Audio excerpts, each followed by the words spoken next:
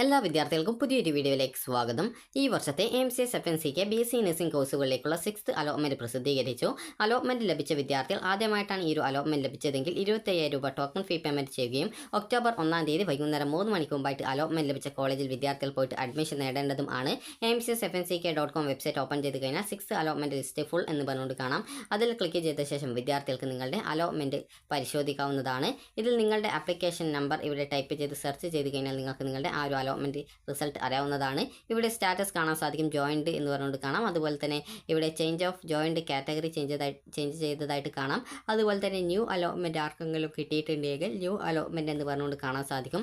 അപ്പോൾ നിങ്ങൾ ഈ ഒരു രീതിയിൽ നിങ്ങൾക്ക് ന്യൂ അലോട്ട്മെന്റ് ആയിട്ട്, അതായത് ഇതുവരെ അലോട്ട്മെന്റ് കിട്ടാത്ത ഒരു വിദ്യാർത്ഥിയാണെങ്കിൽ നിങ്ങൾക്ക് അലോട്ട്മെന്റ് ലഭിച്ചിട്ടുണ്ടോ എന്നുള്ളത് കൃത്യമായിട്ട് നിങ്ങൾ പരിശോധിക്കുക. ഇനി വിദ്യാർത്ഥികൾ ശ്രദ്ധിക്കേണ്ട പ്രധാനപ്പെട്ട കാര്യം, ഇവിടെ 6th allotment college vice list കൊടുത്തിട്ടുണ്ട്. അപ്പോൾ ഇതിൽ നിന്നും നിങ്ങൾക്ക് ഓരോ കോളേജിലും അലോട്ട്മെന്റ് ലഭിച്ച വിദ്യാർത്ഥികളുടെ ഡീറ്റെയിൽസ് കൃത്യമായിട്ട് മനസ്സിലാക്കാവുന്നതാണ്. ഇതുവരെയുള്ള അലോട്ട്മെന്റുകളിൽ അലോട്ട്മെന്റ് ലഭിച്ച വിദ്യാർത്ഥികളുടെ ഡീറ്റെയിൽസ് മുഴുവൻ ഇതിലാണ് ഉണ്ടായിരിക്കുക. അപ്പോൾ അതുകൊണ്ട് തന്നെ ഈ ഒരു അലോട്ട്മെന്റിൽ പുതുതായിട്ട് കിട്ടിയ വിദ്യാർത്ഥികളുടേതാണെങ്കിൽ ഇവിടെ സ്റ്റാറ്റസ് അവിടെ ന്യൂ അലോട്ട്മെന്റ് എന്ന് പറഞ്ഞുകൊണ്ട് കാണാം. ഇവിടെ നിലവിൽ ഇപ്പോൾ കാണുന്നത് ഹയർ ഓപ്ഷൻ അലോട്ട്മെന്റ് എന്ന് പറഞ്ഞുകൊണ്ടാണ് കാണിക്കുന്നത്. അപ്പോൾ ഇനി വിദ്യാർത്ഥികൾക്ക് ഒരു 6th അലോട്ട്മെന്റിൽ അലോട്ട്മെന്റ് കിട്ടിയിട്ടുണ്ടെങ്കിൽ വിദ്യാർത്ഥികൾ ശ്രദ്ധിക്കേണ്ട കാര്യങ്ങൾ എന്തൊക്കെയാണ് എന്നുള്ള കാര്യം നമുക്ക് നോക്കാം. അതിനായിട്ട് വിദ്യാർത്ഥികൾക്ക് ഇവിടെ ഇൻസ്ട്രക്ഷൻസ് കൊടുത്തിട്ടുണ്ട്. ജസ്റ്റ് നിങ്ങൾ ആ ഒരു ഇൻസ്ട്രക്ഷൻസ് ഡൗൺലോഡ് ചെയ്തെടുക്കുക. അപ്പോൾ ഈ ഒരു ഇൻസ്ട്രക്ഷൻസ് പ്രകാരം പറഞ്ഞിട്ടുള്ളത് ഒക്ടോബർ 1-ാം തീയതി വൈകുന്നേരം 3 മണിക്ക് മുമ്പായിട്ട് പോയിട്ട് വിദ്യാർത്ഥികൾ അഡ്മിഷൻ നേടണം എന്നുള്ളതാണ്. അതായത് വിദ്യാർത്ഥികൾക്ക് ഈ ഒരു ഒക്ടോബർ 1-ാം തീയതി ചൊവ്വാഴ്ച വൈകുന്നേരം 3 മണിക്ക് മുമ്പായിട്ട് വിദ്യാർത്ഥികൾ ഈ ഒരു MCSFNCK വെബ്സൈറ്റ് വഴി ടോക്കൺ ഫീ പേയ്മെന്റ് ചെയ്ത ശേഷം നിങ്ങൾക്ക് അലോട്ട്മെന്റ് ലഭിച്ച കോളേജിൽ പോയിട്ട് അഡ്മിഷൻ നേടേണ്ടതാണ്.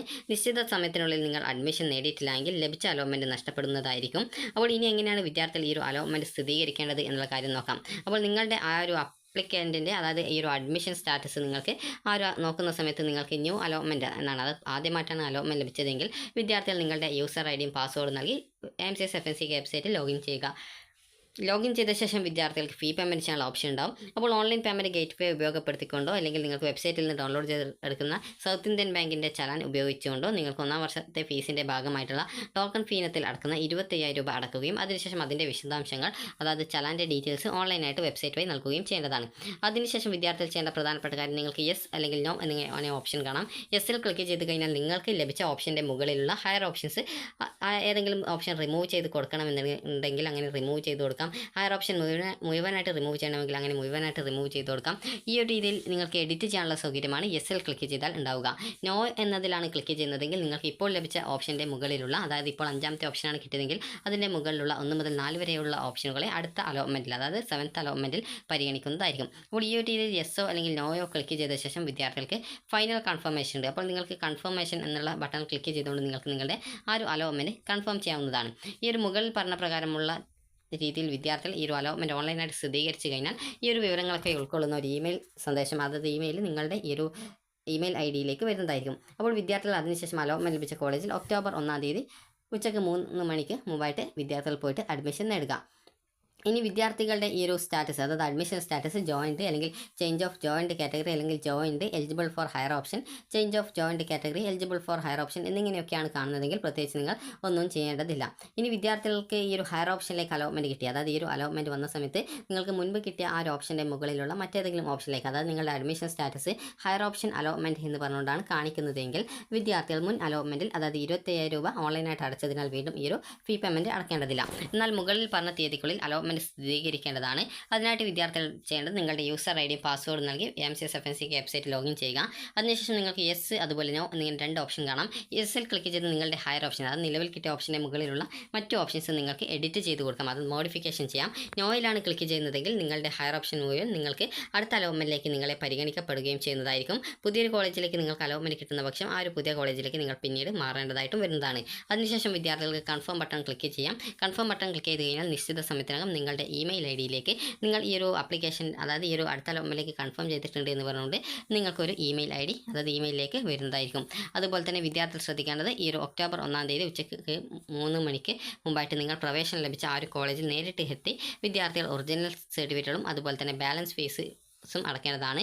ഇപ്രകാരം വിദ്യാർത്ഥികൾ പോയിട്ട് അഡ്മിഷൻ നേടാതിരിക്കുകയാണെങ്കിൽ ലഭിച്ച അലോട്ട്മെൻറ്റ് നഷ്ടപ്പെടുകയും പിന്നീടുള്ള അലോട്ട്മെൻറ്റ് പ്രോസസ്സിൽ നിങ്ങളെ പരിഗണിക്കപ്പെടുകയും ചെയ്യുന്നതായിരിക്കില്ല.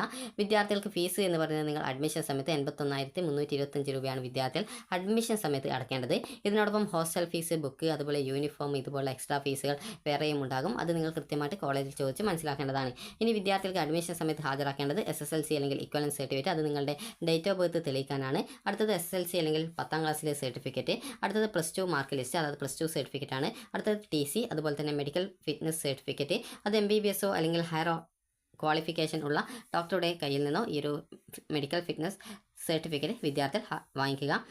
അടുത്തതായിട്ട് നിങ്ങളുടെ സ്വഭാവ സർട്ടിഫിക്കറ്റ് ആണ്, അതായത് കോൺടാക്റ്റ് സർട്ടിഫിക്കറ്റ് ആണ്. അതിന് കോഴ്സ് ആൻഡ് കോൺടാക്ട് സർട്ടിഫിക്കറ്റ് എന്ന് പറയും.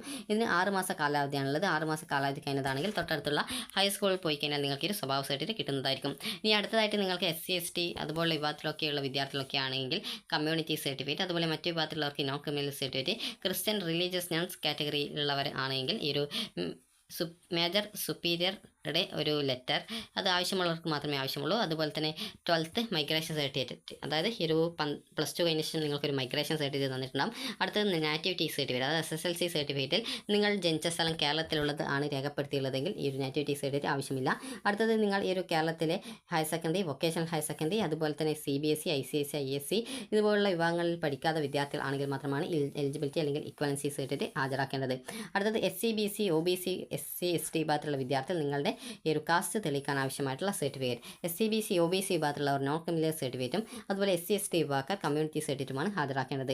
അതുപോലെ തന്നെ വിദ്യാർത്ഥികൾക്ക് കോൺടാക്ട് സർട്ടിഫിക്കറ്റ്, സ്വഭാവ സർട്ടിഫിക്കറ്റ് ആണ്. അതുപോലെ ആൻറ്റി റാഗിംഗ് സർട്ടിഫിക്കറ്റ് കൂടി വിദ്യാർത്ഥികൾ അഡ്മിഷൻ സമയത്ത് ഹാജരാക്കേണ്ടതാണ്. അടുത്തത് വിദ്യാർത്ഥികളുടെ അലോട്ട്മെൻറ്റ് ഓർഡർ അല്ലെങ്കിൽ അലോട്ട്മെൻറ്റ് മെമ്മോയാണ് വേണ്ടത്. അതുപോലെ നിങ്ങളുടെ ആപ്ലിക്കേഷൻ്റെ ഒരു പ്രിൻ്റ് ഔട്ട് കൂടി വിദ്യാർത്ഥികൾ കയ്യിൽ കരുതേണ്ടതാണ്. ഇനി പറയുന്നവയുടെ 2 വീതം അറ്റസ്റ്റഡ് എന്ന് പറഞ്ഞാൽ ഗസ്റ്റഡ് ഓഫീസറെ കൊണ്ട് അറ്റസ്റ്റ് ചെയ്യിക്കുന്നതാണ്.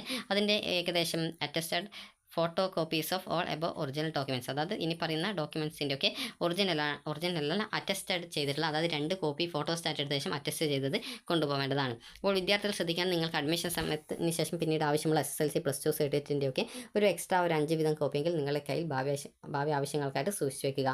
അതുപോലെ തന്നെ നിങ്ങളുടെ ഈ ഒരു ഫോട്ടോ കോപ്പി, അതായത് ആധാർ അല്ലെങ്കിൽ ഈ ഒരു പാസ്പോർട്ട് അല്ലെങ്കിൽ വോട്ടർ ID, ഇതിൽ ഏതാണ് നിങ്ങളുടെ കയ്യിലുള്ളത് അതിൻ്റെ ഈ ഒരു 3 സെറ്റ് അറ്റസ്റ്റഡ് കോപ്പിയാണ് വേണ്ടത്.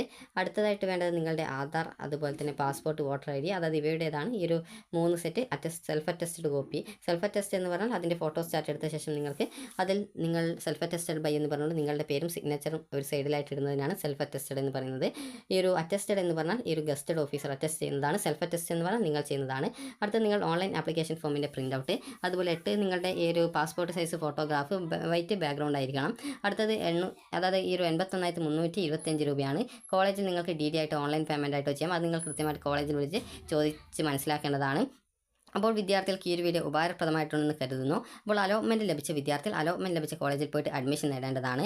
അതുപോലെ നിങ്ങളുടെ അലോട്ട്മെൻറ്റ്, അതായത് അഡ്മിഷൻ സ്റ്റാറ്റസ് ഈ ഒരു ഹയർ ഓപ്ഷൻ അലോട്ടഡ്, അതായത് ഹയർ ഓപ്ഷനിലേക്കാണ് നിങ്ങൾക്ക് അലോട്ട്മെൻറ്റ് കിട്ടിയതെങ്കിൽ നിങ്ങൾ പുതുതായിട്ട് അലോട്ട്മെൻറ്റ് ലഭിച്ചത് ഏത് കോളേജിലാണോ ആ ഒരു കോളേജിൽ നിങ്ങൾക്ക് മുൻപ് അഡ്മിഷൻ നേടുന്ന സമയത്ത് നിങ്ങളുടെ സർട്ടിഫിക്കറ്റ്സും അതുപോലെ ഈ ഒരു ഫീസൊക്കെ അടച്ചതിന് റെസിപ്റ്റ് തന്നിട്ടുണ്ടാകും. അത് കുറേ റെസിപ്റ്റ് തന്നിട്ടുണ്ടാകും. അതിൻ്റെയൊക്കെ ഏകദേശം ഒരു 2 വീതം ഫോട്ടോ സ്റ്റാറ്റ് എടുത്ത ശേഷം, അതായത് ഫോട്ടോ കോപ്പി എടുത്ത ശേഷം ആ ഒരു ഫോട്ടോ കോപ്പി നിങ്ങൾ പുതുതായിട്ട് അലോട്ട്മെൻറ്റ് ലഭിച്ച കോളേജിൽ പോയിട്ട് നൽകിയാൽ മതി. നിങ്ങൾ നൽകിയ ഫീസ്, സർട്ടിഫിക്കറ്റ് എന്നിവ AMCS FNCKY കോളേജ് അധികാരികൾ പുതുതായിട്ട് നിങ്ങൾക്ക് അലോട്ട്മെൻറ്റ് ലഭിച്ച കോളേജിലേക്ക് അതായത് അവിടേക്ക് ട്രാൻസ്ഫർ ചെയ്യുന്നതായിരിക്കും. അപ്പോൾ വിദ്യാർത്ഥികൾ ഏതെങ്കിലും കാരണത്താൽ നിങ്ങളുടെ ഡോക്യുമെൻറ്റ്സോ അല്ലെങ്കിൽ അഡ്മിഷൻ ക്യാൻസൽ ചെയ്യാനോ ആഗ്രഹിക്കുന്നുണ്ടെങ്കിൽ ഒക്ടോബർ 15-ാം തീയതി വരെ നിങ്ങൾക്ക് ഈ ഒരു 6ാമത്തെ അലോട്ട്മെൻറ്റ് പ്രകാരം ഈ ഒരു പ്രവേശനം ലഭിച്ചിട്ടുള്ള കോളേജ് പ്രിൻസിപ്പാളിന് രേഖാമൂലം സർട്ടിഫിക്കറ്റിൻ്റെ, അതായത് TCക്ക് അപേക്ഷ, അതായത് വിടുതൽ സർട്ടിഫിക്കറ്റിൻ്റെ ഉള്ള അപേക്ഷ സമർപ്പിച്ച് പ്രവേശനം റദ്ദ് ചെയ്യുന്നതിന് അവസരമുണ്ടായിരിക്കും. അതായത് ഈ ഒരു അപേക്ഷ നൽകിയ ശേഷം TC വാങ്ങിക്കുന്ന വിദ്യാർത്ഥികൾ പ്രവേശന ഫീസായിട്ട് 1000 രൂപ കഴിച്ച് നിങ്ങൾക്ക് ബാക്കി പൈസ തിരിച്ചു തരുന്നതാണ്. നിങ്ങളുടെ സ്ഥിരീകരിച്ച അലോട്ട്മെൻറ്റും പ്രവേശനവും എപ്പോഴെങ്കിലും റദ്ദ് ചെയ്തവർക്ക് അസോസിയേഷൻ്റെ തുടർന്നുള്ള ഓൺലൈൻ അലോട്ട്മെൻറ്റുകളിൽ പങ്കെടുക്കാൻ സാധിക്കുന്നതല്ല. അപ്പോൾ വിദ്യാർത്ഥികൾക്ക് എന്തെങ്കിലും സംശയമുണ്ടെങ്കിൽ admission@amcsfnck.com എന്ന ഇമെയിൽ IDയിലേക്ക് നിങ്ങൾക്ക് നിങ്ങളുടെ പരാതികൾ അറിയിക്കാവുന്നതാണ്. സബ്ജക്റ്റിൻ്റെ സ്ഥാനത്ത് അപേക്ഷാ നമ്പറും അപേക്ഷൻ്റെ പേരും നിർബന്ധമായിട്ടും ചേർക്കേണ്ടതാണ്. അപ്പോൾ വിദ്യാർത്ഥികൾക്ക് ഈ ഒരു വീഡിയോ ഉപകാരപ്രദമായിട്ടുണ്ടെങ്കിൽ ലൈക്ക് ചെയ്യുക, ഷെയർ ചെയ്യുക. Thank you for watching.